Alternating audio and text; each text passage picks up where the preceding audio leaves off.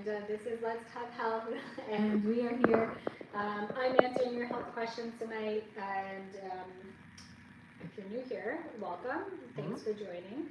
I do this live Q&A every night, so basically you guys ask me health questions, put them in the chat box, and then I answer them for you. And I do have my whiteboard here, and I usually just pick a topic, so we're going to be talking about something tonight, but feel free to ask me any questions that you have. Last night we had lots of great questions. I talked a lot about bowel movements and different colors of poop and what that means and what things should look like. So if you missed last night's live, be sure to check it out, but you can also ask me any questions tonight if you were curious about that stuff. And yeah, so we'll get started. I'll just be talking about thyroid tonight, actually. We're going to talk about the thyroid, but feel free to ask me any questions, okay? So let's get started. So there's two main types of thyroid conditions, either an underactive thyroid or an overactive thyroid. So we're going to start with talking about hypothyroid.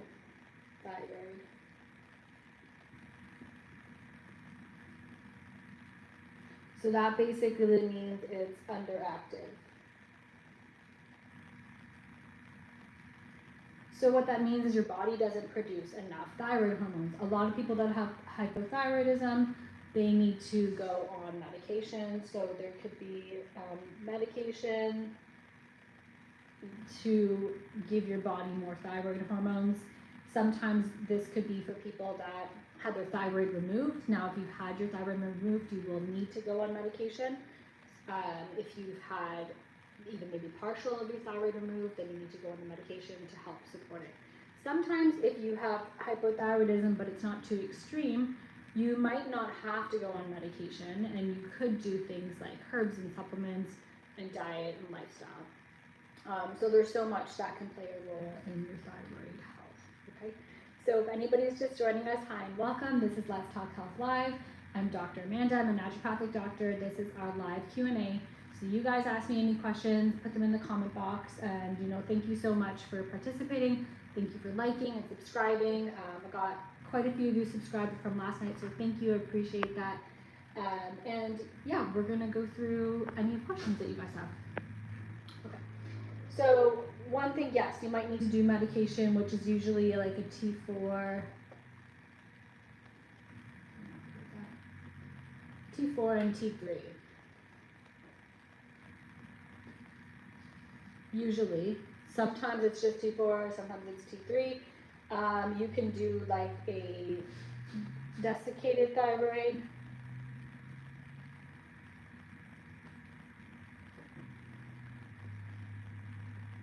Which is usually derived from animal glandular, or you can do something like synthroid.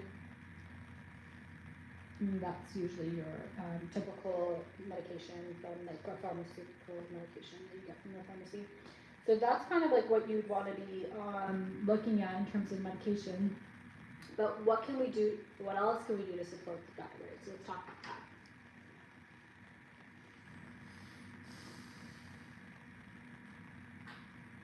So there is a specific type of hypothyroidism called Hashimoto's.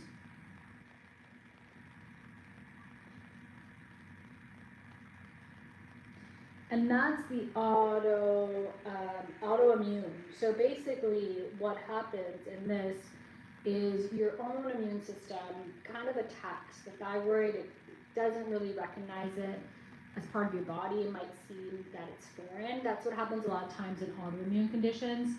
So in this case, that's the autoimmune part of hypothyroidism. A lot of people have that. So what you want to do is antibody testing. So if you have hypothyroidism and you've never been tested for antibodies, highly recommend looking into that just to see, because a lot of times what happens if you're put on medication, it will treat the underactive thyroid, but it's not necessarily targeting the autoimmunity. So that's just one tip to keep in mind. So TPO and TG, these are the two thyroid antibodies that you can get tested, okay? So if anybody's just joining us, hi, welcome. This is Let's Talk Health Live. I'm Dr. Amanda. This is our live health Q&A. where you can ask me any questions. So thank you so much for the questions. Last night we had so many great questions about gut health. Feel free to write any questions that you have in our chat box, and I will answer them for you. Of course, if you are new here, be sure to subscribe, like, turn on notifications, and join our community. Okay, so one thing we want to do with an autoimmune Hashimoto's is we want to take a autoimmune approach. So something that might help out with, like if we're looking at diet, potentially doing the AIP diet, which is like the autoimmune protocol, where you eliminate certain things and then see how your body reacts when you add them back in. That's one option. Don't necessarily have to do it. Sometimes going gluten-free can be very beneficial for people with Hashimoto's. A lot of times there is a connection with a gluten sensitivity. The other thing is you want to focus on protein. So proteins are like the building blocks of your thyroid hormones. So there's an amino acid called tyrosine that you get from protein, so really important to have protein. And then antioxidants.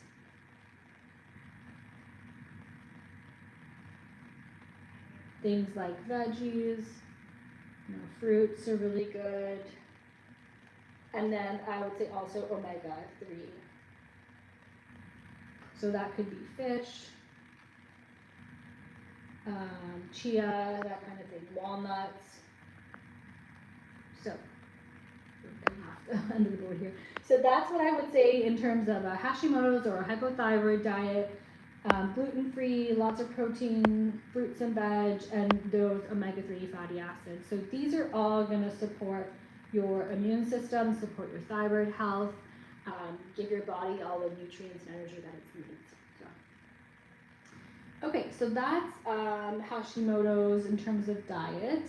If anybody has Hashimoto's or hypothyroidism, let us know, and let us know, what you're doing and what things have helped you. Okay, let's go through now some supplements and stuff like that we can do. So I'm going to erase this, but I mentioned before, it's always going to show back on the replay, so you can go back and watch it if you need to. Okay, all right, let's talk about some supplements.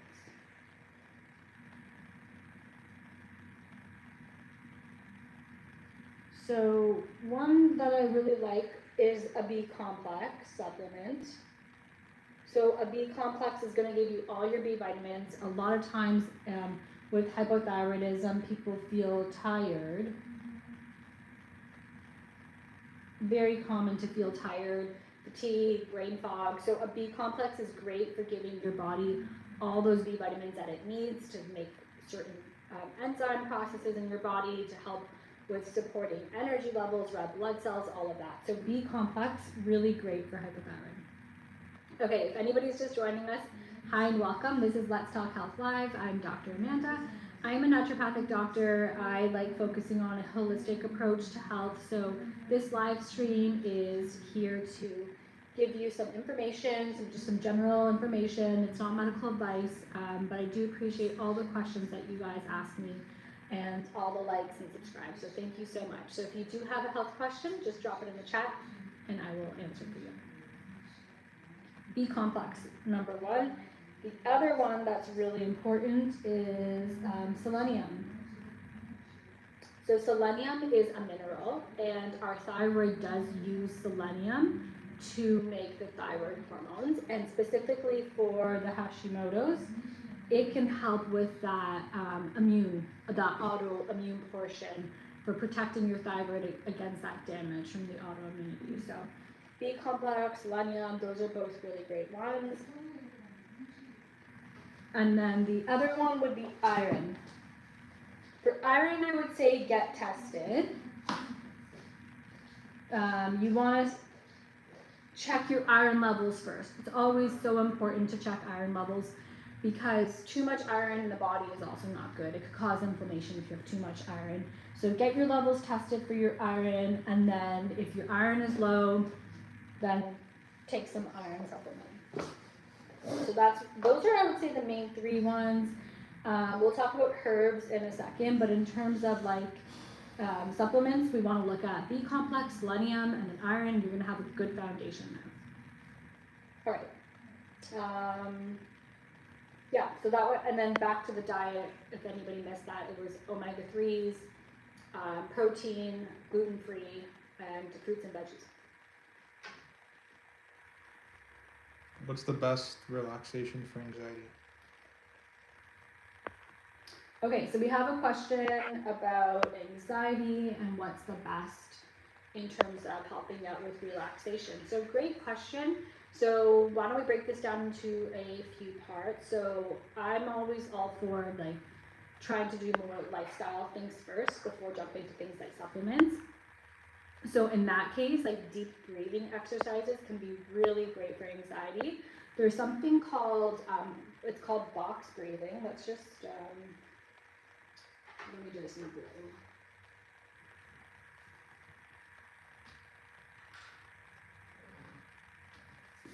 We'll do a line here. We'll just write anxiety. And then there's something called box breathing. So basically what you want to do is you're going to like picture yourself making this box in your mind as you're breathing. So what you do is you would inhale for 4. So like count to 4, and you're going to picture like yourself drawing this line in your mind, and then you're going to hold for 4, then you're going to exhale for 4 counts, and then hold again, and then do that. Hold for 4. And you can do that like 5 times. So basically, why this is good for anxiety is 1, it gets the breathing going, so that's good for your rest and digest, your parasympathetic nervous system to relax your body. But then by thinking of the box, it kind of helps distract you from the moment of whatever's going on that's making you anxious or nervous. So you're picturing yourself doing that box, and then it helps you focus on the breathing more rather than just being told to take deep breaths. So that's one thing I would say for anxiety is really good, is a box breathing, even just like deep belly breath breathing. You want to be doing that to support your nervous system. And then the other thing would be doing something like yoga and walking. These 2 things are really good for supporting the nervous system, helping to calm down that like fight or flight response. So yoga is great because it's great for also flexibility, and then walking is great for mental health. If you're able to walk outdoors, awesome. And then in terms of things like supplements, I've talked about this before, but I like magnesium glycinate. Usually it's somewhere around like 200 milligrams. Some people can do more, some people can do less. Really good for nervousness, for sleep, for anxiety, for muscle tension. That's an awesome one. And then I've talked about lavender too. And then I would also say chamomile. So that was quite a bit. I hope that was helpful. Let me know if you have a follow-up question. The person asked about relaxation for anxiety. Those are kind of like the main things I would focus on. And if you are new here, if anybody else is just joining us and is new here, be sure to subscribe and like and turn on those notifications so you get notified when I go live. I do go live every night around this time, so that way you will get notified when I hop on the live stream.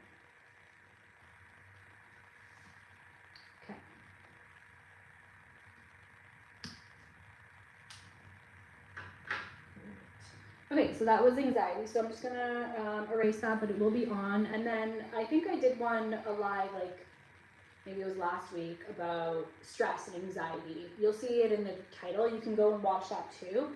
I talked a little bit more about other things to do.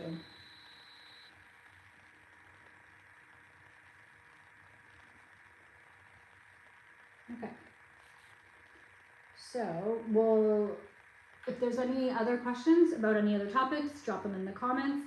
Right now I'm just talking a little bit about thyroid, but feel free to ask me anything else. Okay, so I talked about diet, I talked about supplements. Why don't we talk about some herbs that are good for Hashimoto's? Specifically, we're talking about Hashimoto's right now. So one of them would be curcumin or turmeric. The reason being is it's anti-inflammatory. So whenever we have some sort of autoimmune going on, any sort of autoimmune condition, there's going to be some inflammation going on in the body. So this is a great anti-inflammatory herb that can help with calming down the inflammation that's going on. Another one that's good is called holy basil. So this is really nice for the nervous system, for giving you some gentle energy. A lot of times with Hashimoto's, I mentioned over here, people are really tired. So this one's good for supporting energy in a really nice grounding, nourishing way. So that's another one I would recommend looking into, seeing if it works for you, and seeing how that would, benefit you. There is some research on black cumin. This one I would look into, seeing if it's okay for you. Sometimes it can cause some stomach upset, but it is good for that, like the high antibodies and the autoimmunity part of things. So those are, I would say, would be kind of like 3 top herbs that would be great. There's always the question about ashwagandha. So ashwagandha can help support hypothyroidism. Sometimes with Hashimoto's, some people are more sensitive to it. So that's just something to keep in mind because of the way it works on the immune system. So that's just something to kind of think about. Okay, so yeah, that would be my third part, would be the herbs for thyroid. So if anybody's just joining us here, hi and welcome. This is Let's Talk Health Live. I'm Dr. Amanda. I'm a naturopathic doctor, and this is our live health Q&A. So if you have any health questions, feel free to drop them in the comments. I will answer them for you. We do this live every night, so make sure to subscribe, make sure to like, join our health community, and thank you so much. I do appreciate all the likes and subscribes and all the comments from you guys. It's great. Okay. Trust in nuts. I trust in nuts. I eat nuts every day. Am I nuts? It sounds like you're making a poem or rhyme there. So nuts are great, and I wouldn't say that there's an issue with having them every day. Now, with anything, sometimes even like healthy things, it's like how much are you having? You want to have things balanced in moderation. So with nuts, you're getting quite a bit of healthy fats and calories there, which is great. Making sure you're just balancing things out with other sources of like protein and healthy fats. The nuts that I usually like recommending, like the top ones, I would say would be walnuts and almonds. Those are usually great sources of calcium and omega-3. Good question. Yeah. Nuts are a good source of healthy fats and everything else. Okay.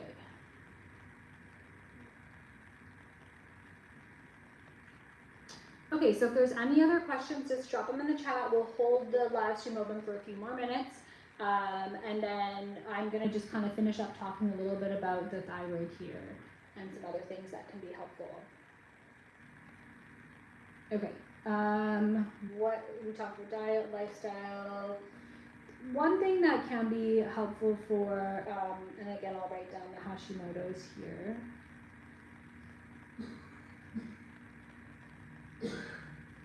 Is castor oil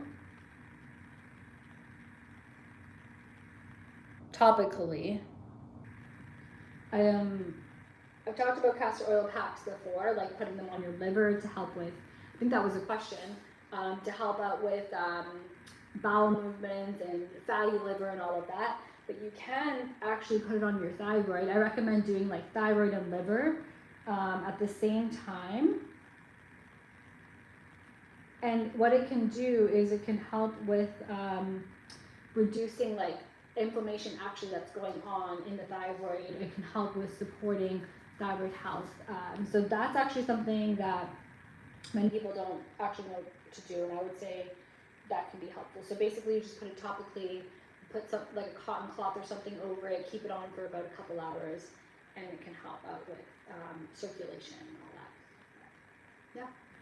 Is Okay. HbA1c effective way for insulin resistance?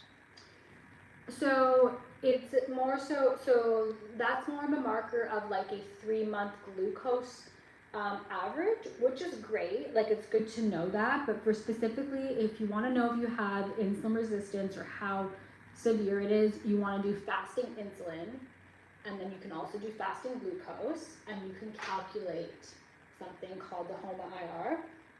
You'll have to go on the internet to do this. So what I would say, so A1C is good for like a 3-month average of your glucose. So it's great to know, like, because of course glucose is going to change every day. One day it might be 90, the next day it might be 200, depending on what you ate that day. So you want to, like a 3-month average is pretty good to know what your A1C is. You know, and then for this one, you want it ideally to be less than like I like it less than like 5.6 for that. Then you want to do fasting insulin, and then you can do fasting glucose.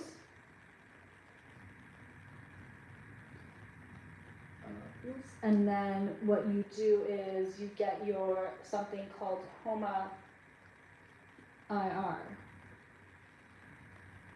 It's the homeostatic measure of insulin resistance, and basically what it does is it will give you a number. You just plug these into the calculator, like look it up on Google, plug these two into the calculator, and it will tell you what it is. I believe if it's like less than 2, it's considered pretty good for optimal levels, or even less than 1.9, something like that.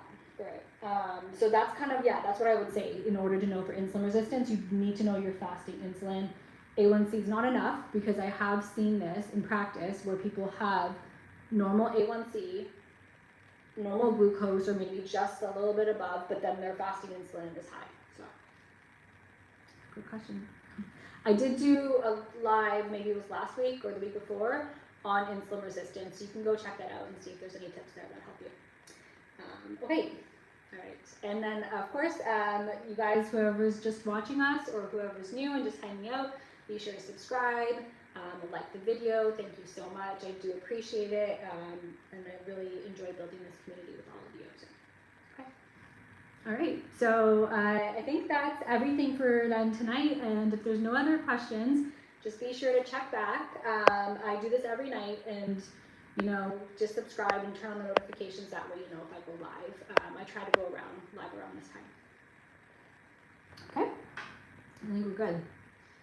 All right, so everybody have a great Sunday evening, and I will see you all next time. Take care, bye.